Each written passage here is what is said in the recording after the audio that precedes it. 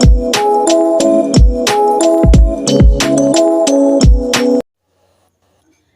day, Ma'am Elenita. I am Jessril Tasik from BSED English 1B. Today I'm going to tackle the Week 3 module. So first, what is linguistic universal? A linguistic universal is a pattern that occurs systematically across natural languages, potentially true for all of them. For example, all languages have nouns and verbs, or if a language is spoken, it has a consonants or vowels. What is universal grammar?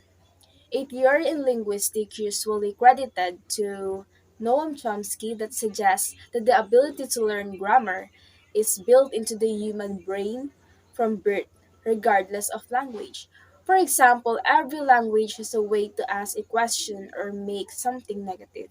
So, in addition, every language has a way to identify gender or show that something happened in the past or present. Next is what is Standard English?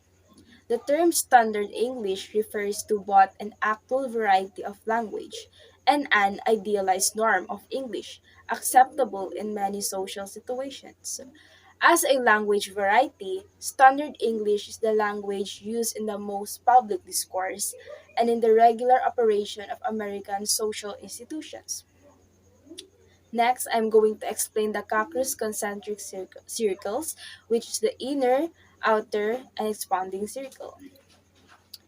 So this model is comprised of three concentric circles, which he labeled first the inner circle.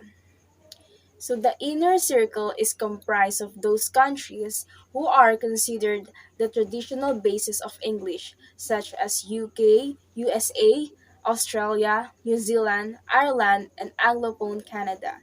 Cochrane labels the inner circle countries as norm providing the norms of the English language are produced there. For the next is the outer circle. The outer circle is comprised of countries where English is not spoken natively, but is still maintained as an important language for communication, for business and commerce. Largely due to historical reasons, these countries include India, Nigeria, the Philippines, Bangladesh, Pakistan, Malaysia. Cochrane labels these countries as norm developing. The norms produced by the inner circle are further developed and reproduced in the outer circle. For the last is expanding circle. The expanding circle includes much of the rest of the world's populations. Countries that do not hold historical or governmental importance towards English, but class it as foreign language or lingua franca. Main examples of such countries include most of Europe, China, Russia, Japan, Korea, Egypt, and Indonesia. These countries are norm dependent. They fully depend on the norms originally produced by the native speakers of the inner circle. So they generally do not develop or reproduce Englishes. Next, I'm going to describe the accent and received pronunciation or RP.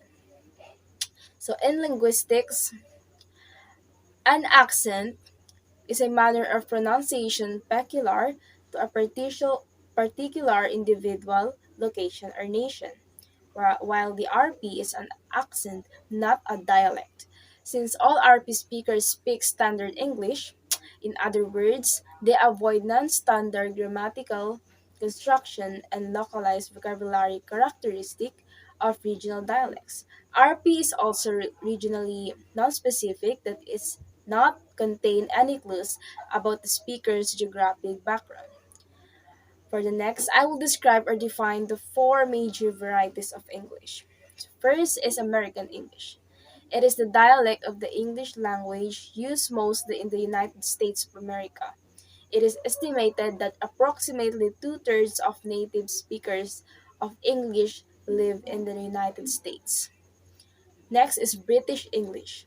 The term British English refers to the variety of English language spoken and written in Great Britain, or more narrowly defined in England, also called UK English.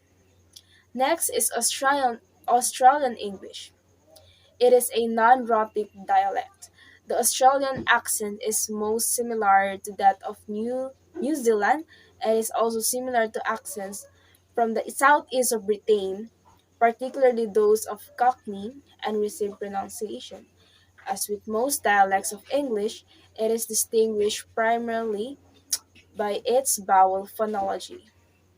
For the next is African American English rather, or AAE, also known as Black English in American linguistics.